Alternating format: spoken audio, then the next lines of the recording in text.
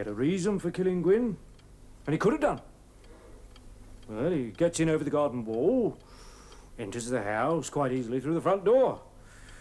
Struggle in the hall, follows Sir Humphrey into the garden and shoots him. Yes, he could have done, Inspector, but he didn't. Mr. Flood has not got the mind of a murderer. Green, sir.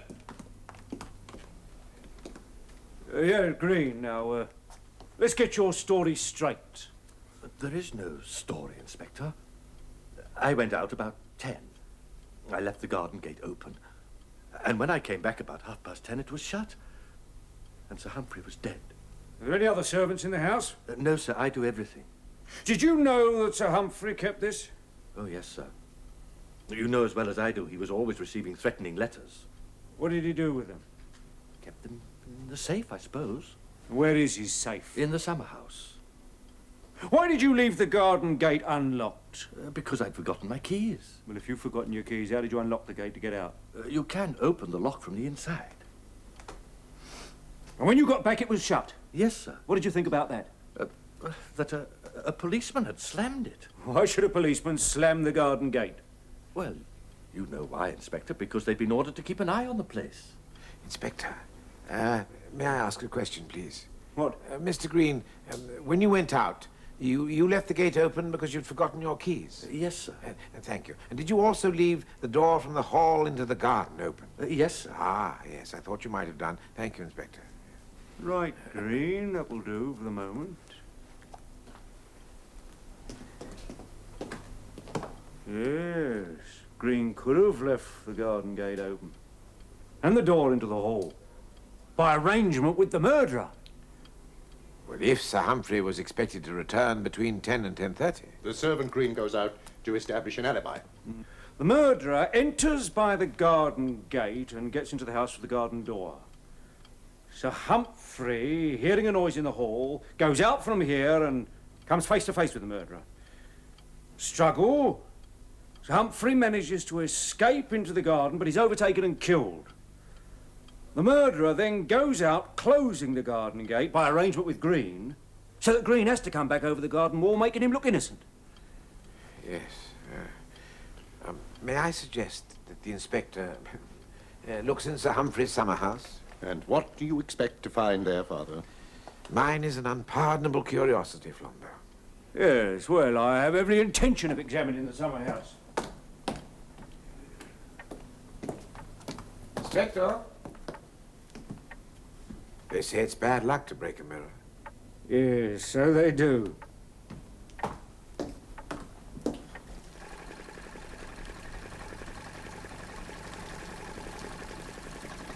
Death was instantaneous. 2 bullets in the chest. Thank you, Doctor. Found the weapon? No, sir. The men are still looking.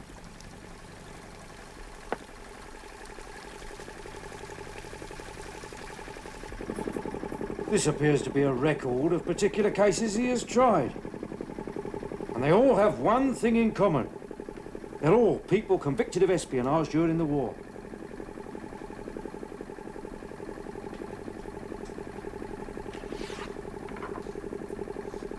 Now, this is curious.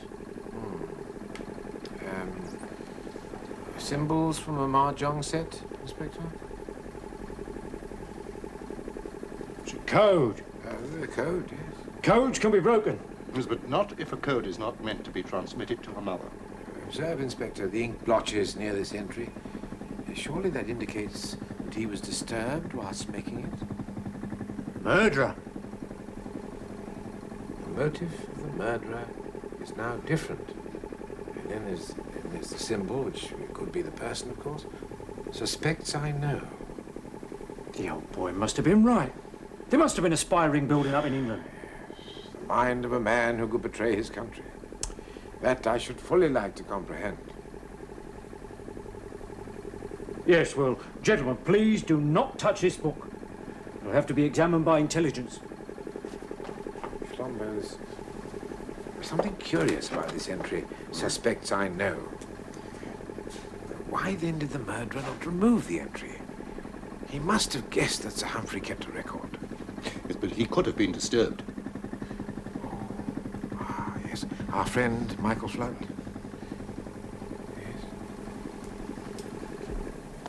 murder weapon, sir. In the pond, a German Luger. Good, now we're getting somewhere at last. Found anything else? Footprints, sir. They look like the footprints of a man with small feet. But there is something rather curious here, sir. Good evening. Oh, good evening. Who are you? I am Osric Orm. So you are Osric Orm. I am he. You know this man? I've read of his political views, Inspector. I am, of course, in disagreement with them. And are his political views anything to do with the murder of Sir Humphrey? They may well be. In that case, Mr. Orm, I think you better explain what you're doing up there. Curiosity. Curiosity is no answer. It is the exact one. Have you been in the house of Mr. Justice Gwyn tonight? No. So, here we are again. Decided to go in and see the old boy, did you? Mr. Buller, Sir Humphrey has been murdered. Murdered? I'm investigating the case and I must ask you to explain. Well, all I meant was that when I passed about an hour ago, I met Orm outside Sir Humphrey's front gate.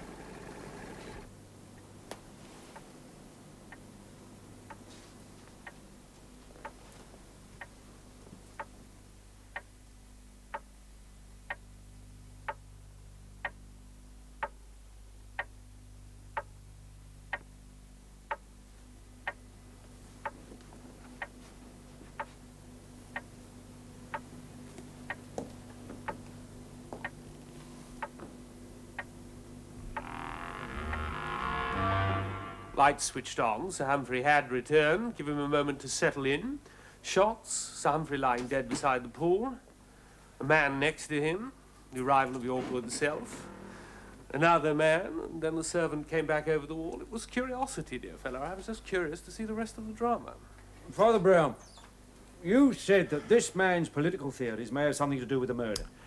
His theories, yes, Inspector, but not the man. But why not the man? Mr. Orm believes as passionately in his faith as I believe in mine.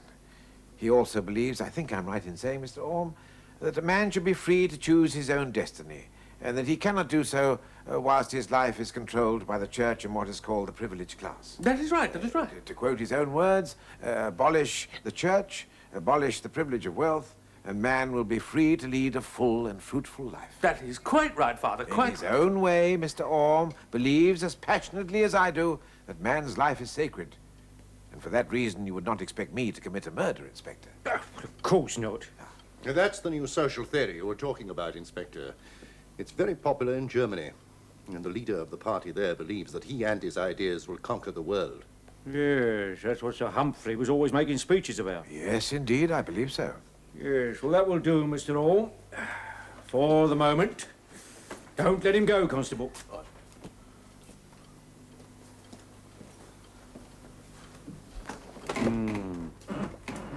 If the murderer did enter by the garden gate, Orm sitting up in that damn vine house would have seen him, and he would have seen the murder. He should have seen him. Yeah, it's obvious what has happened. Obvious. Green, the servant, goes out by the back gate, leaving the door open, and the garden door into the hall. Sir Humphrey, arriving home earlier than expected, goes out to the summer house, and then for some reason returns here to the house. Orm enters by the garden gate and gets into the house. They meet, they struggle. Sir Humphrey escapes into the garden, but Orm follows him and shoots him. Orm then sees Flood coming over the garden wall. So he throws the gun into the pond to implicate Flood. But now his exit's cut off. He panics. The vine arbour. He gets up into the vine arbour, but once up there, finds the height too great for a man of his weight to climb back down into the street. So he decides to wait for a quieter moment and then make his escape. The footprints from the path to the body. We shall have them tested, but they will be Orm's. They're the footprints of a man with small feet. Orm is a large man. Large men often have small feet. Orm has small feet. I noticed it deliberately. Oh, then you have all the logic you were talking about, Inspector. You have the German revolver, you have the opportunity, you have the German sympathies, you have the man with small feet, and the murdered man a spy catcher. But, Inspector, Osric Orm is not the man who killed Sir Humphrey. And why not? Osric Orm does not look like the murderer. And if it's not Orme, who is it? Mr. Orme is an idealist. A mistaken idealist, but an idealist nevertheless. Now, there are men who want power, and the idealism of others becomes the means by which they hope to obtain it. Such men are dangerous. But I don't think that we should be looking for a man with a lean and hungry look. It's a better playwright than Mr. Orme once said. So your murderer is a man who wants power? Yes.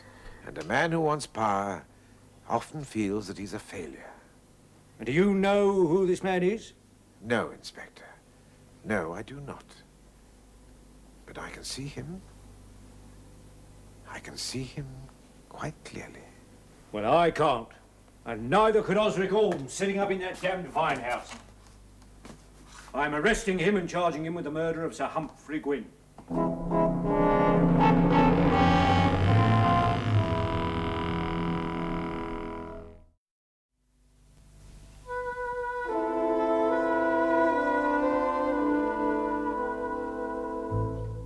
Murder is a brutal, foul deed which shocks every one of us. But murder in which the victim is a man of advanced years shocks us even more. And when the victim is a man of advanced years and Sir Humphrey Gwynn, then every sense and feeling in our body is revolted and outraged. Sir Humphrey Gwynn was a great man, a humane human being. He believed passionately in the cause of justice. He was uncompromising to the man who had committed a deliberate and coldly calculated act of felony. But to the man who had been driven to crime by hunger, by deprivation, by pain, by suffering, he gave a new meaning to the word justice. He restored many a man and woman to a new life by forgiving and not punishing. Now, during those terrible war years, Sir Humphrey Gwynn spoke for every one of us. Sir Humphrey could have pity and forgive the man driven to desperate crime, but he could not forgive the traitor. For him, he had no pity, no mercy. For him, the ultimate penalty. Sir Humphrey Gwynn in the past few years has raised his voice to warn us that those dangers are not past, that there are those in Germany who seek revenge for her defeat, that there are in this country today agents working to that end. He was determined that these evil men should be rooted out. His brutal death will cause us to reflect and to ask ourselves how far he was right. We can say that Sir Humphrey Gwynn has given his life because he loved his country. It is a good opening. An emotional speech, and one the jury will remember. You're quite sure you left the garden gate open? Yes. Oh, yes. He left the garden gate open, all right. You were not expecting Sir Humphrey home until much later? No, sir. Sir Humphrey had said that after dinner he was going to play bridge, and he would not be home before 12. But we do know by the tragic events that followed that he did return home earlier than he was expected. In fact, during the time you were out. Yes, sir. Thank you. I should like to know why Sir Humphrey returned home early.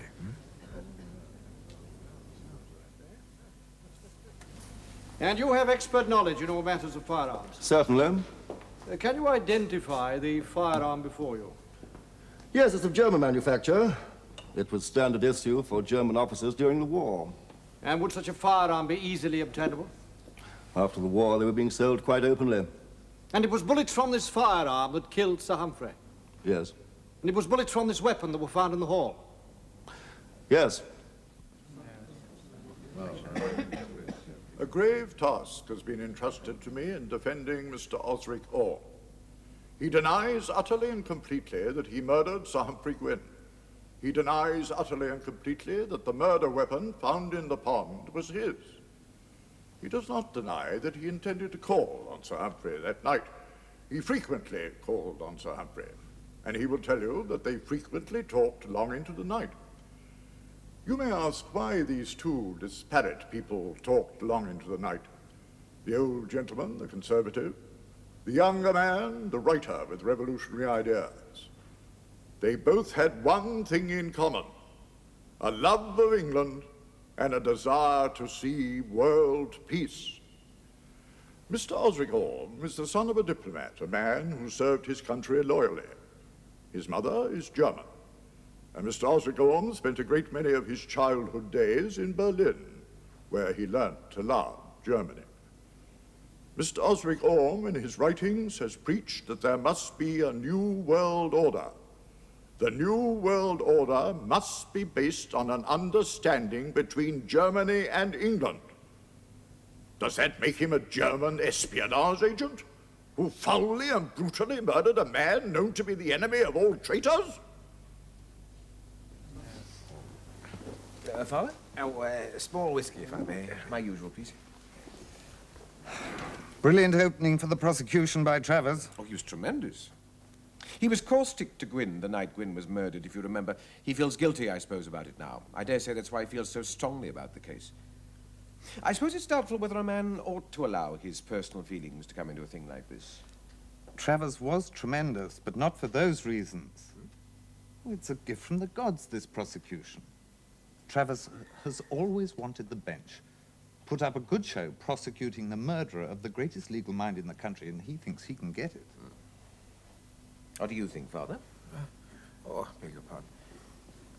You know, what strikes me, gentlemen, is how different some men look without their wigs. You talk about the prosecuting counsel being so tremendous, but I happen to have seen him just walk in just now, and he really is a very different man. He's quite bald, for one thing.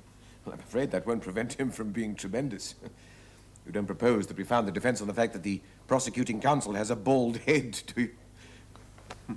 Yes, I suppose Travers does feel strongly. I suppose he feels it's his fault Gwyn was murdered that night. Oh, why so? Gwyn had made a speech at a London University dinner the night before. He'd been at it again about espionage in England. He did go on a bit about it. Some of us had begun to wonder whether he wasn't a bit going off his rocker. Well, the old boy was a distinguished man. You have to tolerate an old man's follies, if he was an old fool. Oh, yes, of course. Travers said what a lot of us have been thinking. In fact, he said more. He said he was a dangerous old fool. After that rubber, Gwyn refused to play with him, went home. Mine's a whiskey. You don't seem to be concerned by these proceedings. Oh, I am concerned. If this is the British law's modus operandi, then the sooner it is destroyed and replaced by a better system, the sooner the British citizen will know the meaning of justice. Thank you. There was no reply to the doorbell, so you then went for a walk round the grounds. I went for a walk in the garden. Even though this was the property of another man? Sir Humphrey would have had no objection. You then went and sat in the wine arbour? That is so. To await his return? To wait his return. Yes. Now, the theory has been advanced that during the absence of the servant Green, an unknown assassin entered by the garden gate, walked up to the house, entered it by the garden door, where, meeting Sir Humphrey, fires at him. Sir Humphrey escapes into the garden, where he's followed and murdered. That would appear to be something of the truth. Yet from where you were sitting in the barn arbor, you could have seen an assassin enter the house. You could have heard the shots. You could have seen an assassin follow Sir Humphrey into the garden. You could have seen all this. I could have seen it, yes. You could have seen all this, and you saw nothing. I saw that Sir Humphrey Gwyn had been shot. That is all you saw? Yes. That is all you saw? You saw only that he had been shot? Yes! I saw that Sir Humphrey had been shot, that's all I saw. Well, that's it. Orme can't get round that one. Now, what are you contemplating, Father Brown? Well, to tell you the truth, I was contemplating how little some kinds of people know about other kinds of people. Now, supposing I went out and about amongst some strange people who'd never heard of England, and I told them that in that country there were men who put on their heads contraptions made of horsehair, eh? With little tails hanging down behind and little tight grey curls at the side. Well, they'd think they must be rather eccentric, wouldn't they? Because they'd never heard of English barristers. They wouldn't know what a barrister is. You have some ludicrous and impossible theories for helping defense counsel, Father Brown. Well, a barrister doesn't know what a writer is. He's aware of his own eccentricities, but not that of a writer's. Father Brown, what are you getting at? Well, a writer's eccentricities wouldn't appear eccentric to other writers. Now, a barrister, of course, thinks it's odd that a writer should go walking around a garden and going sitting in a vine arbor. But a writer would think nothing of sitting in a vine arbor for 10 hours, if necessary, if he were writing a play. It never occurred to your leader to ask him the obvious question. What question do you mean? Well, what play was he writing? What theme was he trying to express? What climax was he working up to? If a barrister knew anything about writing, he'd know that one half of it is done by seeming to do nothing. Well, that's all very well, but whatever he was doing, he says he saw nothing. Ah, but he did. But only what was in his own mind. My lord, members of the jury, is there any doubt that the man accused of the murder of Sir Humphrey Gwynn is guilty? He is a man who has made no secret of his pro-German sympathies. He does not deny that he was about to call on Sir Humphrey Gwynn that night. The murder weapon that was found is of German origin. Now he enters the house by the garden gate, left open by the servant Green. He rings the doorbell.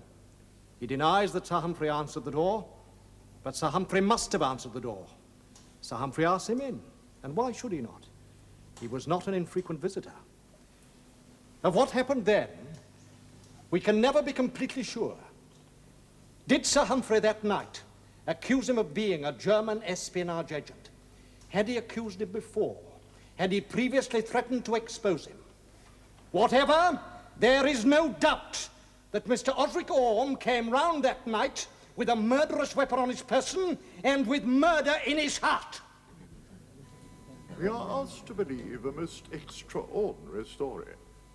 A man commits a murder and remains in the vicinity. He could have escaped from the vine arbor. The drop to the street was a long one, but that would have been nothing to a man in a desperate situation. And would a man of no German sympathies have left the weapon, a German weapon, in the garden? My learned friend has made much of the fact that if Sir Humphrey had met his death by another hand, that person would have been seen by the accused to enter the garden. He would have been seen to enter the house. He would have heard the shots from inside the house. He would have seen Sir Humphrey enter the garden. He would have heard the shots fired. He would have seen the murder of Sir Humphrey. He need not have seen. For Osric Orme, the man accused of this cruel and vicious killing, is a writer. A distinguished counsel once said that the art of the conjurer is to make an audience see what he expects to see. Mr. Orme did not expect to see